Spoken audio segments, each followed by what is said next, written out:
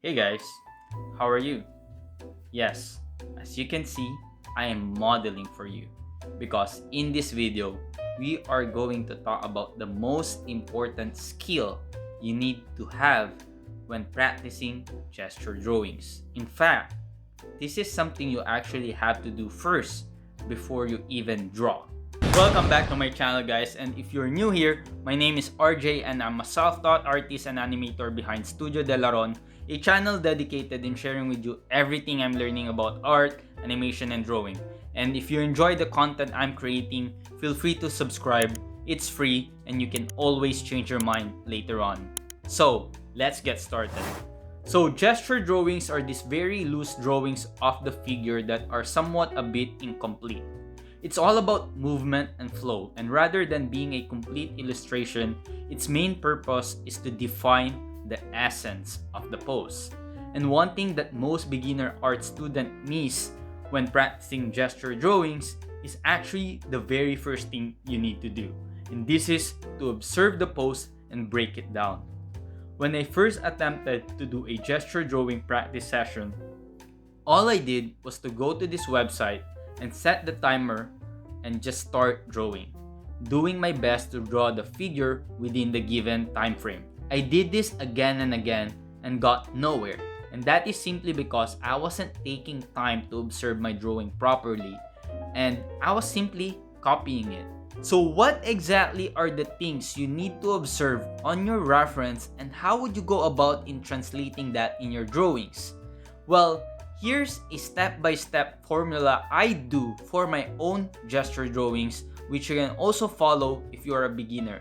And keep in mind that this is my own recipe for observing my reference when doing gesture drawings. And you can formulate your own recipe by using other things that you have learned from other people or art masters as well. Okay guys, so the very first thing that I usually observe in a gesture or the reference is the line of action, and this is a very common thing that most artists out there do, is to define the line of action. And for this particular pose, the line of action I could tell will be somewhat going here.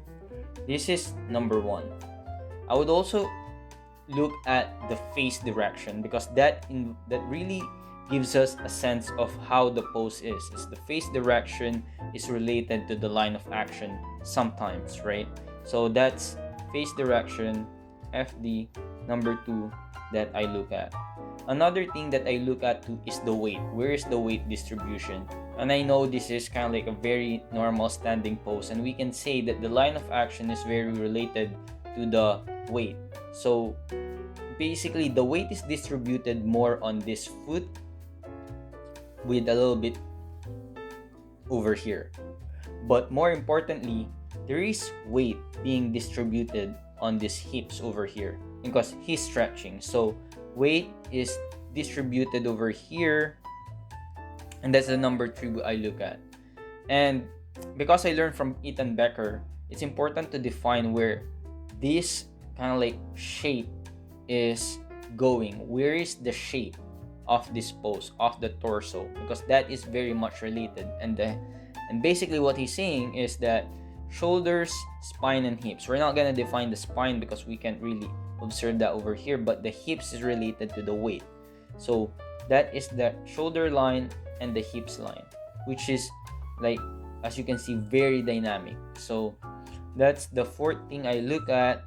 And there's that pinch that he talks about, and that's basically the shape.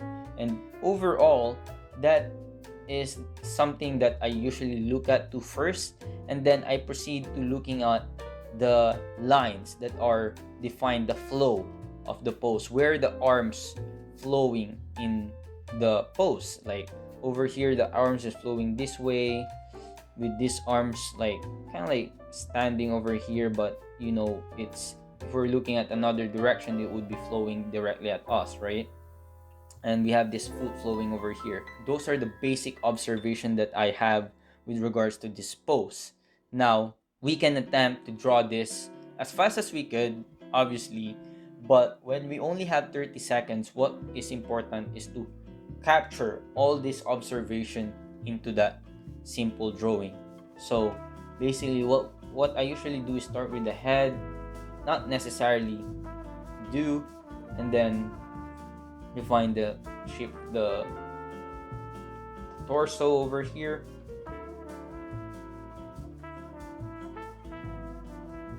And I'm doing this very fast because I'm pretending that I have only 30 seconds. So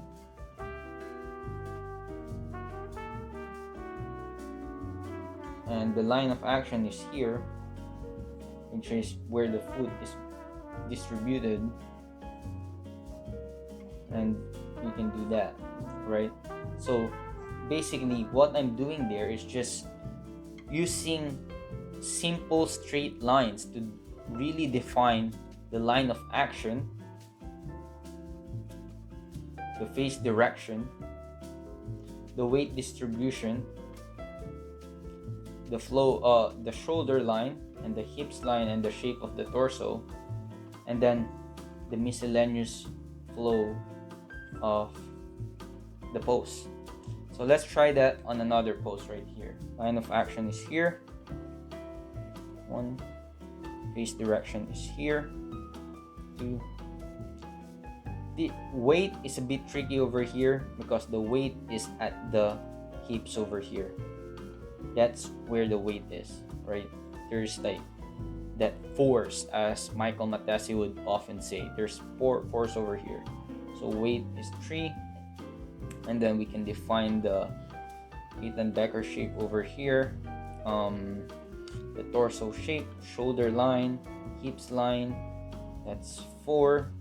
And then flow. We can even argue that the other foot has weight in this one. So that's another thing that we can see.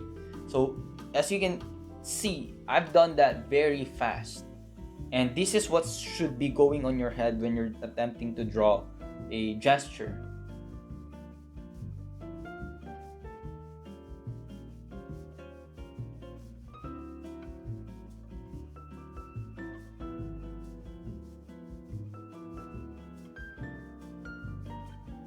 You don't need a lot more detail aside from this one, right?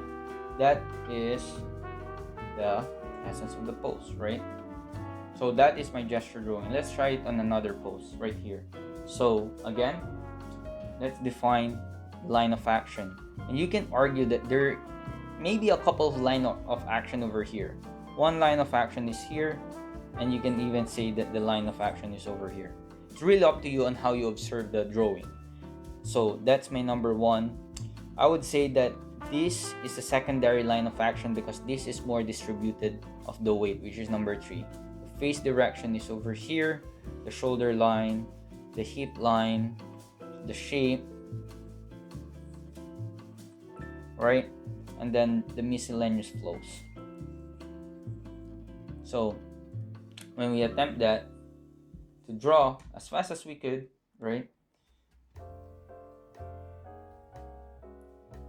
If we have 30 seconds, that is, but usually in a minute we can have more time, right? That inch, spine,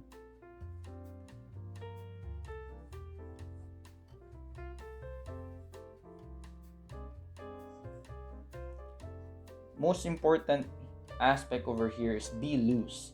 Do not be afraid to kind of like just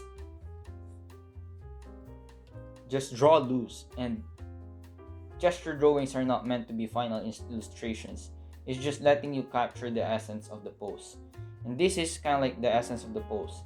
There's a lot of techniques to do when you're kind of like doing gesture drawings, but this is the one I'm learning to. And again, most of these poses are very loose. And if you have more time, you can define the shapes even more. And that's what I'm going to show you in the demo. In this particular drawing session I actually went on live stream and practiced figure drawing using the breakdown method I showed you earlier. So I started with simple standing poses, and breaking this down are actually not that time consuming, and you can do this very fast. However, Since I am practicing to draw the gesture and figure properly, I gave myself 5 minutes to draw. With this amount of time, I can create an underlying drawing for the gesture and practice drawing the figure on another layer. Obviously, this demo is played at 10 times, and I am simply taking my time to really understand my drawing. You can practice drawing gestures by simply reducing the time and maybe giving yourself a minute or so. However, you might not have the time to add a proper figure drawing, which is okay. It will really depend on what you are practicing at the moment. Gesture and figure drawing is something that you might have to do for the rest of your life because it's a skill developed only through training. As you get better and better in these breakdowns, you will also be able to do this in your head without needing to actually draw over your reference, which is the real key in drawing gestures. I am also a fan of having my reference on the side because it really provides me some guidance for my own proportions. Obviously, the techniques and things I am sharing with you here are only perfect for beginners because I am also a beginner myself in figure drawing. These are also things I have learned from courses I took, and once you establish a very good foundation in both gesture and figure drawing, you can proceed in creating your own style.